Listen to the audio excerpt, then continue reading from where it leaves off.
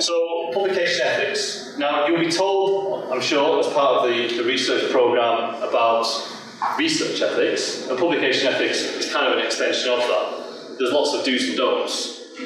In terms of publishing, there's some that we would hope you understand, and I apologise if this is patronising, but we have this, unfortunately, a lot in publishing, and we don't have enough of this in publishing. So, apologies for maybe repeating something, but you do not submit to more than one journal at once.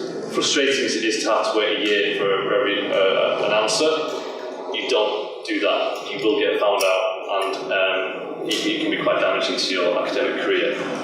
Similarly, plagiarising your own work is exactly the same as plagiarising somebody else's work. If you are doing the second part, maybe you've published the first part of some research and you're publishing the second part, copying and pasting that really good paragraph that you used in the first article, you can't do that. You have to write an original piece. Similarly, I can't say this enough, seek agreement between authors. And this is one of the first things around, even when you get to the why publish question. If you're doing some research with other people, you have to think about, okay, when we publish, how is this going to look? If your name is Zebra, okay, and you're publishing with somebody called Aardvark, right, their name's going to be first, okay? If there's 3 or more of you, and your name is Zebra, you're going to be one of the et al. In the final citation. It doesn't have to be that way. If you're what you might call the primary researcher, if you're doing most of the work, then you can agree that it's going to be Zebra and Aardvark. There are those two styles of where the order of authors. It can be alphabetical, or it can be the primary researcher first. But you have to make that agreement. And whatever you say to the publisher will publish.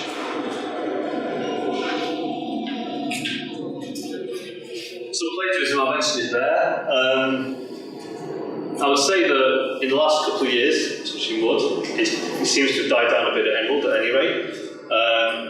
2, 3, 4, 5 years ago, it was a really, really big problem.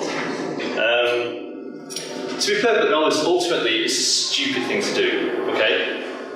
If you're writing in English for a journal, then you will get found out if you're plagiarising because the detection software is good enough to find you out. So it's pointless trying to copy something from somebody else or yourself, and everybody should be aware of that. We've got software called Authenticate, you know it as Turnitin, it's the same thing.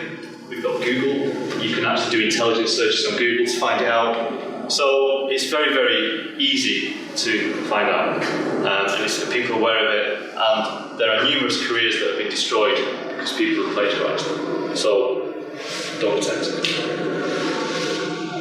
More subtle are areas around copyright. So essentially, if you're an author, then if you're writing for a journal, then you may be asked about the copyright. Now typically that will be that the publisher is asking for you to sign a copyright to the publisher so that we can publish it. Publishers, by and large, tend to be for-profit, so we're selling access to those articles. We're committing all the kind of resources to the publication process, and then we get a return on that by selling access to places like Manchester. However, you may be publishing in an open access environment, which is a little bit different. What you're then saying is that essentially there isn't really a copyright, or that the copyright lies with you, yourself, not with the publisher. And you're granting permission for anybody to access that content. Either way, you have to actually sign a license. It's just the type of license that will change. But you do have to be aware around copyright, particular things if you're going to use things, for example, like photography in your work.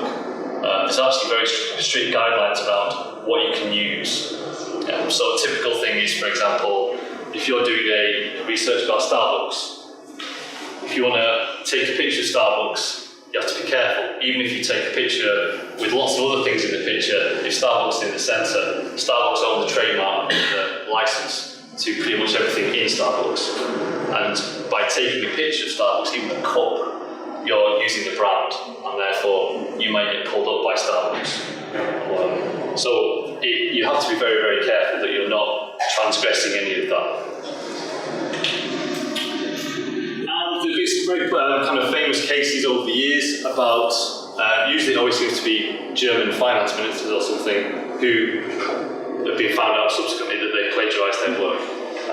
So even when you think you've got away with it, it may come back to